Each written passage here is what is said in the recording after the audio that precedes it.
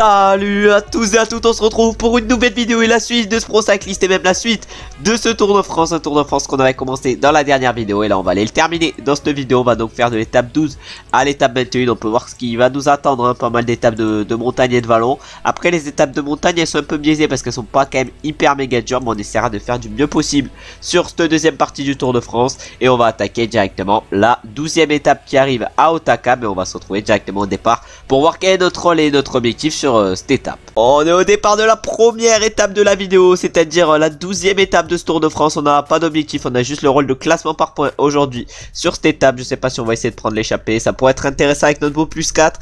Heureusement qu'on a une belle note déjà pour commencer la vidéo. En tout cas on va essayer d'abord de remonter dans le peloton et on va essayer pourquoi pas de prendre l'échappée pour aller chercher des points justement pour le classement par points. Et si on arrive à prendre l'échappée, on va se retrouver directement pour le premier sprint intermédiaire. On arrive bientôt au sprint inter avec notre coureur. On va essayer d'aller chercher les 20 points de ce sprint inter. Je pense qu'on est largement capable d'aller chercher ces 20 points ici à Lozère. Évidemment si ça nous les joue pas, non c'est bon, ça ne va pas nous les jouer, mais on va quand même essayer d'assurer. Voilà, 20 points pris sur ce sprint inter. Et maintenant on va essayer de faire de même sur le deuxième sprint inter qui arrive dans assez longtemps à Lourdes.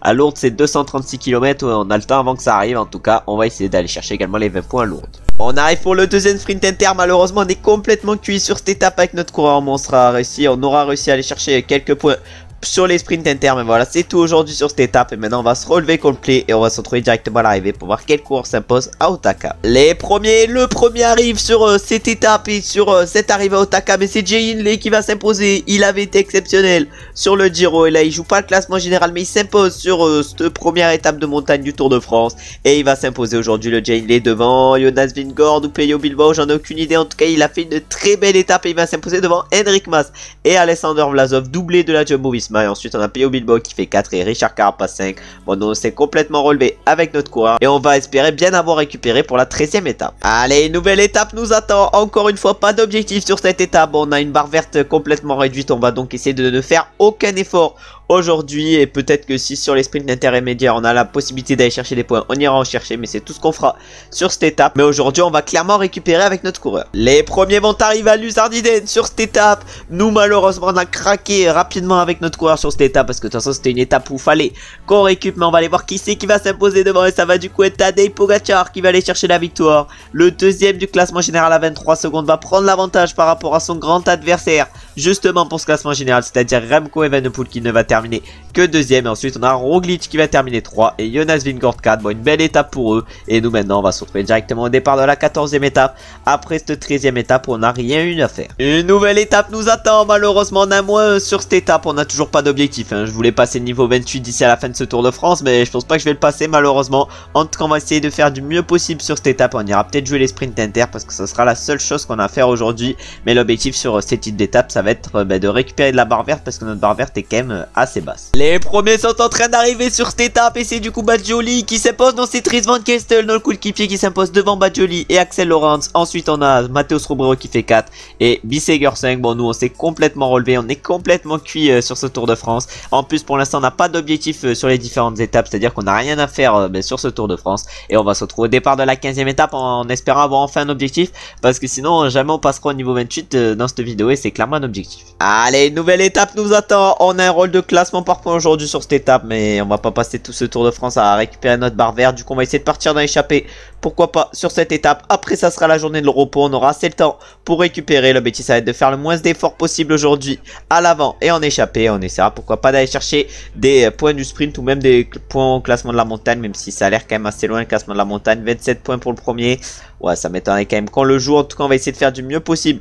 sur cette étape et on va se retrouver je pense que pour les sprints intermédiaires où on aura quelques points à aller chercher. On a réussi à aller chercher quelques points sur ce sprint inter, mais malheureusement l'étape est terminée pour nous. On est complètement cuit encore une fois aujourd'hui. On va se retrouver directement à l'arrivée de cette étape pour voir quel coureur s'impose à Montpellier. On est complètement cuit avant la journée de repos, mais aujourd'hui il y a un vainqueur qui s'est illustré, c'est Binyam Girmay qui va aller chercher l'étape. Aujourd'hui il s'impose devant Jasper Philipsen et Mathieu Van Der Poel. Ensuite on a Simon Yates qui fait 4 et Jake Stewart 5. Bon, pour nous ça a été une étape kata aujourd'hui et il va falloir essayer de se reprendre après la journée de repos pour la 16e étape et on espère enfin avoir un objectif, parce que pour l'instant sur ce Tour de France on n'a n'a aucun objectif depuis pas mal d'étapes. On est au départ d'une nouvelle étape et on a un rôle d'équipier aujourd'hui. On va pouvoir enfin faire des points sur ce Tour de France parce qu'on n'avait pas eu la chance de rouler en tête depuis le début de ce tour. On va du coup rouler en tête du peloton et faire nos combien de kilomètres? Nos 40 km. 40 km c'est long quand même, hein. 35 km, bon ça va aller. On va essayer en tout cas de faire ces 35 km à l'avant et on va se retrouver directement après dans le final de l'étape pour voir quel coureur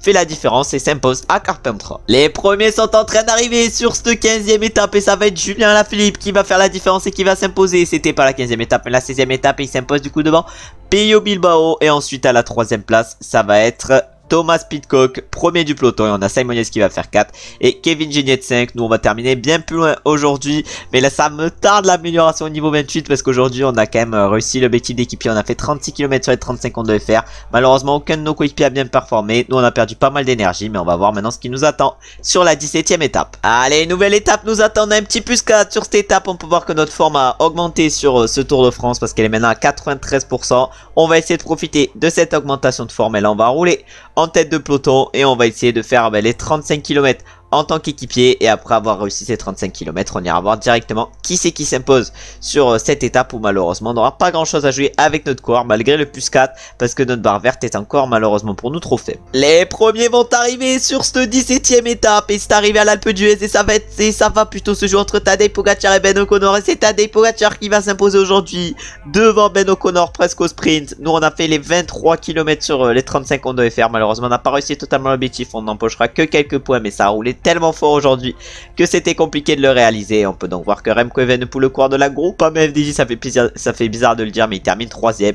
Et ensuite on a Jane les 4 et Pidcock 5 et maintenant on va se retrouver directement pour la 18e étape de ce Tour de France et on va aller voir si on a encore un rôle d'équipier ou pas. On est au départ de cette 18e étape, encore un rôle d'équipier. Aujourd'hui on doit faire 20 km, c'est un peu moins que sur les dernières étapes. On va donc essayer de faire ces 20 km et après on va se retrouver dans le final de l'étape en espérant que nos coéquipiers performent bien, même si ça m'étonnerait quand même qu'un de nos coéquipiers aille chercher un gros résultat. Une nouvelle étape de montagne, les favoris se sont expliqués, nous attend et c'est Ben O'Connor qui va s'imposer. Il avait terminé 2ème sur la dernière étape derrière Tadej Pogacar et aujourd'hui fait la différence sur cette étape et il s'impose magnifiquement et j'ai l'impression qu'il s'impose avec de la marge. Après vu les stats physiques qu'il a, c'est assez normal. Limite on pourrait se demander s'il a pas pris l'échappée parce qu'il va s'imposer avec plus de 2 minutes d'avance sur le deuxième qui est aujourd'hui Primoz Roglic. Mais où sont les leaders du classement général? On les voit pas encore. Et là le 3ème il va arriver, ça va être Jay Hindley ou David Gaudu ou Enric Mas, mais on a aucune idée d'où sont Pogacar et Evenepoel. En tout cas c'est aujourd'hui David Gaudu qui fait 3, Jane les 4 et Enric Mas 5. Nous du coup aujourd'hui on a réalisé l'objectif d'équipier. On a fait 26 km sur les 20 qu'on devait faire. Remco Evenepoel il est où? À 900 mètres et Pogacar il vient d'arriver le Tadej. Il vient d'arriver le Tadej Pogacar mais loin du premier aujourd'hui, c'est-à-dire Ben O'Connor. Et maintenant on va aller attaquer directement la 19e étape de ce Tour de France pour voir ce qui nous attend et pour voir si on a encore un rôle d'équipier à jouer. Une nouvelle étape nous attend avec encore une fois un rôle d'équipier à la clé. On va faire ces 25 km en tête de groupe mais pour l'instant ce Tour de France il n'est pas extrêmement réussi pour nous. On va essayer de passer quand même au niveau 28 d'ici à la fin de cette vidéo. Normalement de toute façon ça devrait être le cas avec le passage du mois, mais l'objectif ça serait de passer au niveau 28 avant la fin de ce Tour de France et là on va se retrouver sur cette étape directement dans le final pour voir quel coureur s'impose en espérant qu'on ait réalisé l'objectif d'équipier du jour, c'est-à-dire faire les 25 km en tête de groupe. On est déjà à 2 km, il nous en reste encore 23. Les premiers vont arriver, ça va se jouer au sprint sur cette étape. Nous on est complètement cramé avec notre coureur, on n'a pas réussi entièrement l'objectif d'équipier, mais aujourd'hui c'est Jane Lay qui s'impose devant David Gaudu et Primoz Roglic sur cette 19e étape. Ensuite on a Richard Carapaz Ben O'Connor excusez-moi qui fait 4 et Richard Carapaz 5. Quand je vous dis qu'on n'a pas réussi l'objectif, voilà, c'est à 1 km que ça s'est joué malheureusement. Et maintenant on va aller attaquer directement la 20e et avant-dernière étape de ce Tour de France et on va aller voir ce que nous demande le directeur sportif alors qu'on ne devrait pas encore passer malheureusement le niveau 28. On espère le passer bientôt mais on galère pour l'instant.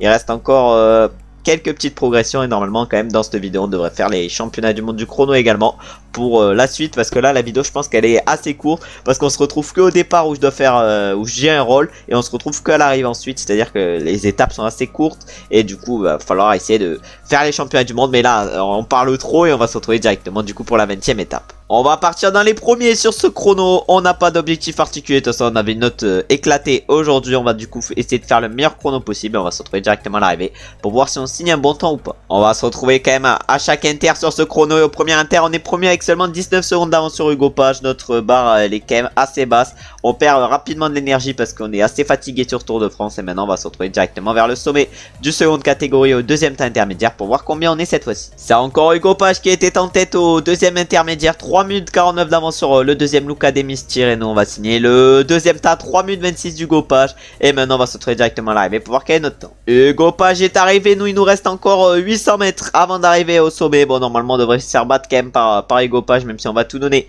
dans ces 400 derniers mètres. Voilà, on va tout donner, on va perdre un peu de vitesse malheureusement parce qu'on commence à être un peu cuit dans ces derniers mètres. Et on va signer le deuxième tas, seulement 10 secondes d'Hugo Page. On lui a repris un temps de fou sur la fin de chrono et on va aller voir directement qui c'est qui s'impose sur cette étape. On peut donc voir le classement de cette 20e étape qui a été remportée par Wout van Aert devant Tadej Pogacar et Remco Evenepoel. Et du coup au classement général c'est Tadej Pogacar qui prend la tête et qui a 5 minutes 35 d'avance par rapport au deuxième. Il prend pas la tête mais voilà, il va aller remporter ce Tour de France, le Tadej Pogacar assez largement devant Remco Evenepoel et Jonas Vingegaard. Et nous on va empocher malheureusement 0 points avec cette 20e étape. Et on va se retrouver maintenant au départ de la 21e étape de ce Tour de France. Mais normalement on devrait passer au niveau 28 dans cette vidéo. Et pour la 21e étape on va se retrouver directement au départ. On est au départ de la 21e et dernière étape de ce Tour de France. On a un +3, c'est-à-dire qu'on termine avec une belle note ce Tour de France. Malheureusement on n'aura pas été trop en réussite sur ce Tour de France. On va pas se mentir qu'il aura été raté notre premier tour. Mais on espérera et on espère se reprendre pour les prochaines saisons. On espère faire des tours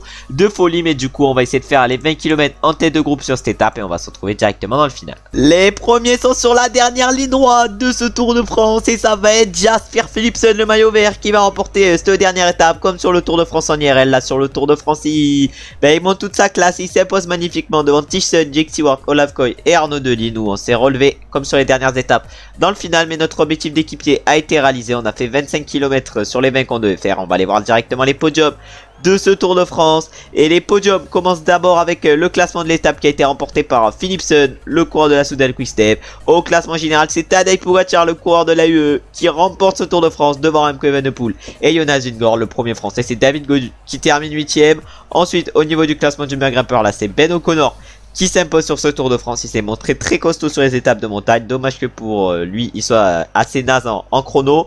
Ensuite on va passer maintenant au classement par points où la Philipsen du coup s'impose. Nous on termine 6ème de ce classement par points. Et enfin au classement des jeunes c'est Van Aertsveld qui s'impose. Nous on n'est même pas dans le top 10 parce que vraiment on doit finir hyper long au classement général. On doit être dans les derniers de ce classement général qu'on n'aura pas joué. Et on aura essayé de réaliser principalement les objectifs. Et du coup on échoue à 6 points du niveau 28. Mais justement on va aller passer au niveau 28 avec le passage du mois. Et après on ira directement sur les championnats du monde.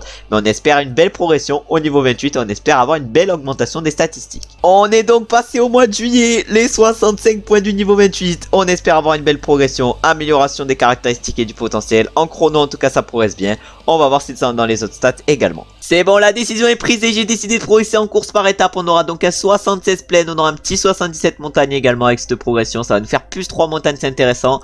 On aura également un petit 76 moyenne montagne. On aura du 78 ballon, un 80 chrono également. Ça va être très intéressant, surtout pour les championnats du monde qui arrivent.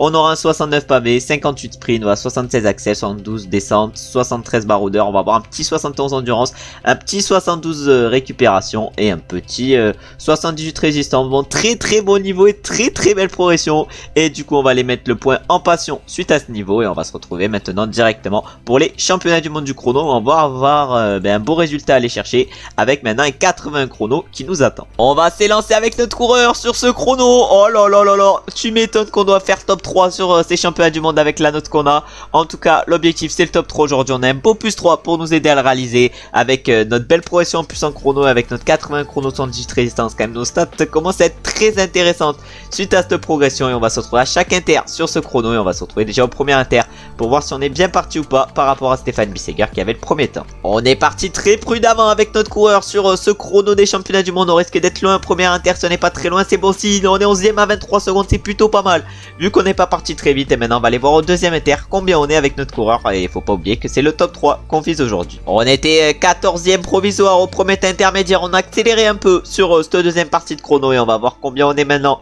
au deuxième inter. On est 7ème à 31 secondes. On se rapproche un peu du podium qui nous est fixé. Maintenant on va aller voir au troisième inter combien on est, parce qu'on va, je pense, continuer à accélérer. On arrive maintenant au troisième inter. On rattrape plutôt presque Tobias Foss qui est 24ème à 2,10. Et nous on est 4ème à 7 secondes de Stéphane Bisseguer. On est en train de faire un très beau chrono et on reprend du temps à peu près au fur et à mesure des inters, même si Filippo Ganna a tout explosé au deuxième inter. Maintenant on va falloir accélérer sur cette fin de chrono et on va aller voir quel temps on signe avec notre coureur et si on a la possibilité d'aller chercher le top 3 ou pas. Et allez, on arrive dans le dernier kilomètre avec notre coureur. J'ai l'impression d'avoir assez bien géré ce chrono. Malheureusement, à la fin, je crois pas que je l'ai géré au mieux. Mais on va espérer faire un gros temps. Et on signe le 5ème temps à 27 secondes. Bon, le podium va être assez loin pour nous. Ah ouais, le podium va être normalement raté. Ouais, non, on va terminer dans les mêmes temps que Remco Evenepoel. Mais on va terminer à une 37 de Filippo Ganna. Et on termine du coup 6ème sur ce chrono. Bon, on a encore des progrès à faire pour être champion du monde du chrono. Même si là, on fait un très bon résultat. On est quand même loin de Filippo Ganna qui a un 82 chrono exceptionnel. 82 pleine également. Ça doit l'aider. On empoche 0 points pour une 6ème place sur les championnats du monde. Mais ça prend, c'est frauduleux. Et du coup, dans la prochaine vidéo, on ira poursuivre cette saison avec le Tour de Burgos et on fera également je pense le Tour d'Allemagne. Comme ça on pourra rapidement terminer la saison et on pourra terminer la saison déjà dans 2 vidéos avec le Tour de Grande-Bretagne et le Grand Prix de Wallonie ainsi que le Lombardia. Et du coup je vous remercie d'avoir regardé la vidéo jusqu'à la fin. Si la vidéo vous a plu, n'hésitez pas à liker, commenter et vous abonner. J'espère que cette fin de Tour de France et cette deuxième partie de Tour de France vous aura plu, même si elle aura été assez compliquée. On aura eu également une très bonne progression avec le niveau 28 et on aura réussi des bons championnats du monde du chrono avec une belle 6ème place. Maintenant il va falloir essayer de continuer à progresser et pourquoi pas aller chercher le niveau 31 d'ici la fin de la saison, même si ça risque d'être très compliqué. Mais en tout cas je vous remercie d'avoir regardé la vidéo jusqu'à la fin. Si la vidéo vous a plu, n'hésitez pas à liker, à commenter, ça me fait plaisir, ça me donne de la force de savoir que vous avez aimé la vidéo. N'hésitez pas également à vous abonner et à mettre la cloche de notification pour ne louper aucun épisode sur cette série en mode pro cycliste ou bien même sur la série en mode carrière. J'espère comme d'habitude que vous avez passé une bonne journée ou vous êtes en train de passer une bonne journée. Et on se retrouve très bientôt pour une nouvelle vidéo et pour le Tour de Burgos et le Tour d'Allemagne. Ciao ciao ciao.